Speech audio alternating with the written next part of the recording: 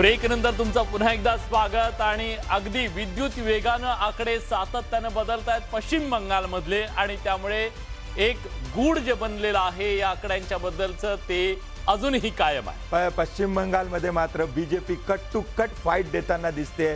ममता बॅनर्जींना 108 जागा भाजपकडे जाताना दिसतात, 107 जागा तृणमूल काँग्रेसकडे, आणि हे सर्व पोस्टल बॅलेटची मतमोजणी सुरू आहे त्याचे आकडे येत आहेत। परंतु जे काही एक्झिट पोल म्हणत होते त्या दृष्टीने हे आकडे जाताना दिसत आहेत। तामिळनाडूमध्ये मात्र डीएमकेने आघाडी घेतलेली दिसते, 52 जागा, एआयडीएमके 25 जागा, आणि थलपती विजयबद्दल जी चर्चा होती सध्या तरी आकडे त्याच्या बाजूने जाताना दिसत नाहीये।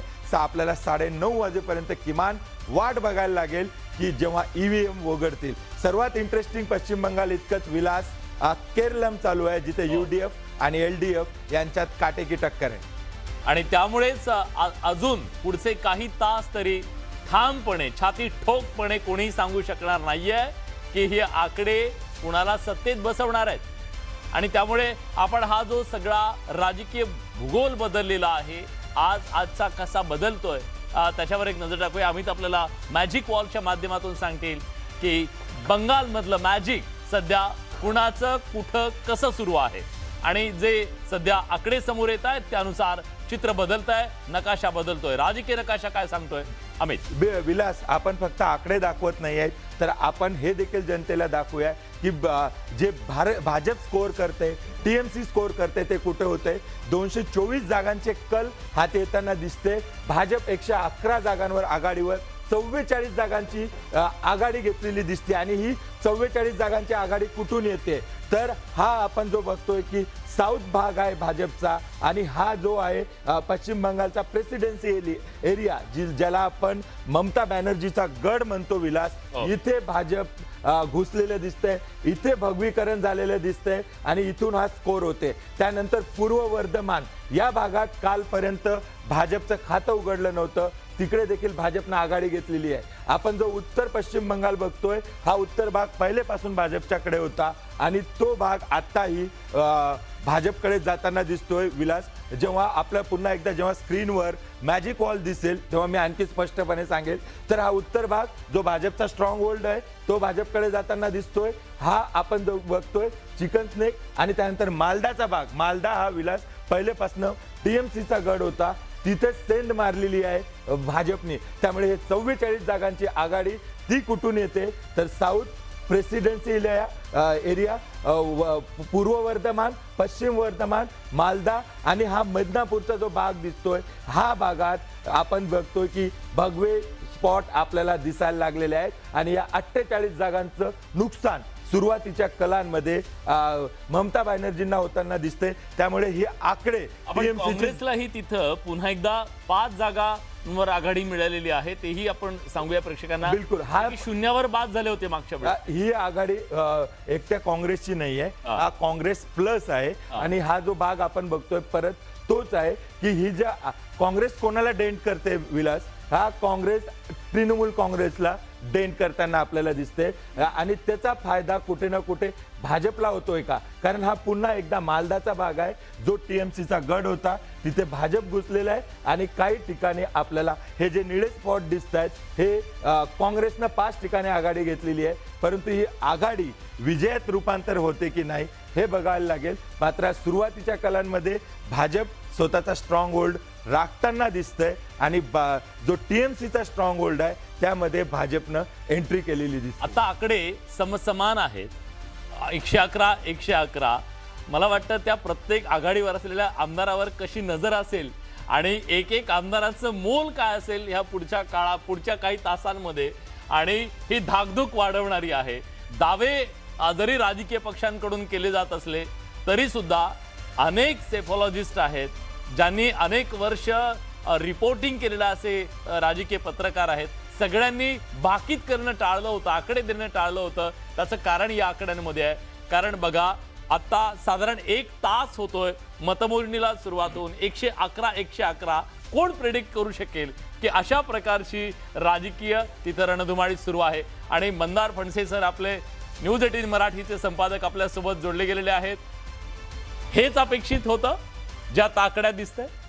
एक्झिट पोल मला असं वाटतं की कुठेतरी डळमळीत झाल्या होताना दिसत आहे त्याचं कारण एक्झिट पोलमध्ये जी भरभरून एक प्रकारे आघाडी भाजपच्या खात्यात जमा केलेली होती तेवढी भरभरून आघाडी होताना आत्ता तरी दिसत नाहीये. म्हणजे हे पहिले काही कल आहेत आणि या पोस्टल बॅलेट आहे आणि आपल्याला 12:30 किंवा 1:30 पर्यंत वाट बघावी लागेल की नेमकं काय होतंय. पण पश्चिम बंगालमधलं जे अमितनी आता सगळं आपल्याला दाखवलेलं आहे, ज्या पद्धतीने त्यांनी ते सगळं वर्णन करून दाखवलं, त्याच्यात एक फार महत्त्वाचा मुद्दा दिसतोय तो म्हणजे भाजपनी 44 जागांवरती आघाडी घेतलेली आहे आणि तृणमूल काँग्रेसच्या बालेकिल्ल्यामध्ये एक खूप मोठं आव्हान निर्माण केलेलं आहे. दुसरा जो फेज विलास जो होता पश्चिम बंगालमधला, त्या दुसऱ्या फेजमध्ये मला वाटतं त्या दुसऱ्या टप्प्यामध्ये बराच खेळा पश्चिम बंगालच्या भाषेमध्ये कोलकाता आणि तो परिसर जो आहे, जो त्यांचा बालेकिल्ला होता, म्हणजे ममता बॅनर्जींच्या बालेकिल्ल्यामध्ये त्यांनी आता कमळ फुलवण्याचं काम भारतीय जनता पक्षानं करणं म्हणजे निश्चितपणे त्यांना सत्तेत जायचं असेल तर ते करावंच लागणार होतं. बिलकुल सर. आणि आपण पश्चिम बंगाल सोबत केरळ पण बघूया. अत्यंत इंटरेस्टिंग आहे. UDF सत्तेत येईल असं एक्झिट पोल म्हणत होते, ते आकडे UDF कडे आघाडी आहे. LDF 62 जागांवर आहे. काटेकी टक्कर आहे दोघांमध्येही. कुठल्याही बाजूने हे पारडं झुकलं जाऊ शकतं आणि केरळ पश्चिम बंगाल इतकंच इंटरेस्टिंग होतंय. आणि एकदा आपण मॅजिक वॉलच्या माध्यमातून बघूया की जे काही कल पोस्टल बॅलेटच्या माध्यमातून आपल्यापर्यंत येत आहेत ते कल काय सांगतायत, त्या कलांमध्ये आपल्याला काय दिसतंय. आता जवळपास 131 जागांचे कल आपल्याकडे आलेले आहेत.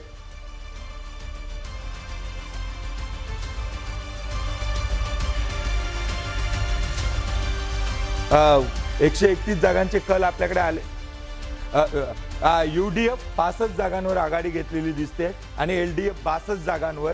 आपण जर बघितलं मंदार सर, विलास, हा जो भाग आहे UDFचा स्ट्रॉंग होल्ड आतापर्यंत काय होता, UDFचे जे महत्वाचे मतदार आहे, मायनॉरिटी, हा त्यांचा स्ट्रॉंग होल्ड आहे. आणि आपण बघतोय की हा जो पार्ट गेल्या वेळेस LDFचा होता, हा जो उत्तर केरळ आहे, ज्यामध्ये वायनाड सारखा देखील भाग येतो, जिथे ख्रिश्चन मायनॉरिटी जास्त आहे, त्या ठिकाणी LDFच्या मतांमध्ये काँग्रेस सेंध मारताना दिसते. आणि ज्या उत्तर केरळनं मागच्या वेळेस काँग्रेसची साथ दिली नव्हती 2021ला, कारण 2021 मध्ये जर आपण हेच बघायचा प्रयत्न केला तर आपल्या लक्षात येईल की ही साथ आपल्याला मागच्या वेळेस येताना दिसत नव्हती. हा पूर्ण उत्तर जो केरळ आहे, मागच्या वेळेस LDF स्कोर करत होता. 99 जागा घेतल्या, जवळपास 43% मतदान झालं.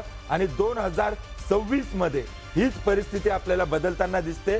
पोस्टल बॅलेटमध्ये इथे LDF 62 जागांवर आणि 65 जागांवर UDFनं आघाडी घेतली आहे. 26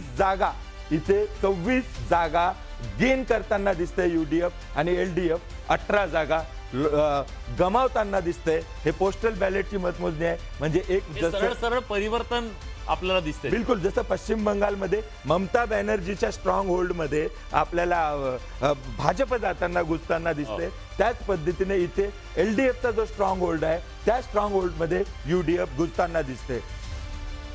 ठीक आहे, आपण या सगळ्याचं विश्लेषण करणार आहोत, पण एक कमेंट तुमची केरळच्या बद्दलची. केरळमध्ये सुद्धा जे अपेक्षित आहे ते घडताना दिसतंय, कारण बदल तिकडे पुन्हा एकदा तिसऱ्यांदा पिनराई विजयन निवडून येणं आणि त्यांचं सरकार येणं हे सुद्धा खूप मोठं आव्हान मानलं जातं. केरळसारख्या राज्यामध्ये जिथे लिटरसी जास्त आहे, जिथे साक्षरता जास्त आहे आणि तिथे लोक विचारपूर्वक मतदान करतात, आणि तिथे थोडीशी जी आशा आहे ती याला भाजपला होती की आपला कुठेतरी तिकडे चंचू प्रवेश होईल आणि तो कुठेतरी त्याच्यामध्ये एनडीएला 2 जागांवरती होताना दिसतोय. पण केरळ हे सर्वार्थाने महत्त्वाचं अशासाठी आहे की जो मल्याळी भाषक जो वर्ग आहे तो अख्ख्या जगभरामध्ये आहे. आणि त्यामुळे जी महत्त्वाची राज्य आहेत म्हणजे पश्चिम बंगाल आणि केरळ ही दोन्ही राज्य त्या दृष्टीने NDAच्या एकूण राजकारणासाठी फार महत्त्वाचे आहेत. त्यामुळे तिथे NDAचं जरी केरळमध्ये अस्तित्व तेवढं नसलं तरी ते केरळमध्ये सुद्धा तितकीच ताकद त्यांनी तिथे पणाला लावलेली आहे. त्यामुळे ह्या सगळ्या 5 राज्यांच्या ज्या निवडणुका आहेत ज्याच्यामध्ये आपल्याला एक लक्षात घेतलं पाहिजे की या निवडणुका NDAसाठी खूप महत्त्वाच्या आणि दूरगामी परिणाम करणाऱ्या आहेत. तेवढ्याच काँग्रेससाठी देखील सर, कारण काँग्रेसच्या हातात काय आहे, काहीच नाही आहे. या इलेक्शनमध्ये काँग्रेसच्या केडरला एक प्रकारे जर पुन्हा एकदा एनर्जी मिळायची असेल तर केरळ आणि तामिळनाडू हे 2 असे राज्य आहे जिथून काँग्रेसचं केडर एनर्जी घेऊ शकतं. आणि आम्ही अजून आहोत आणि आमची दखल घ्यायला लागेल हे जर सांगायचं असेल तर या दोन्ही ठिकाणी काँग्रेसला विजय मिळवणं गरजेचं आहे. सुद्धा 0 पासून पुन्हा त्यांनी 5 पर्यंत तरी आता आघाडी दिसते. तर कदाचित हे आकडे समसमान जे सध्या चालले आहेत त्यामुळे तिथेही त्यांच्या आशा पल्लवित व्हायला हरकत नाहीये, कारण ते सत्तेत उद्या किंगमेकर ठरू शकतात. Kingmaker. जर समजा उद्या त्यांचे 5-7 असतील आणि यांना तितक्याच जागा कमी कमी पडल्या पडत असतील. तर हे राजकारण आहे. खूप इंटरेस्टिंग अशा प्रकारची ही सगळी लढाई होतीये. आणि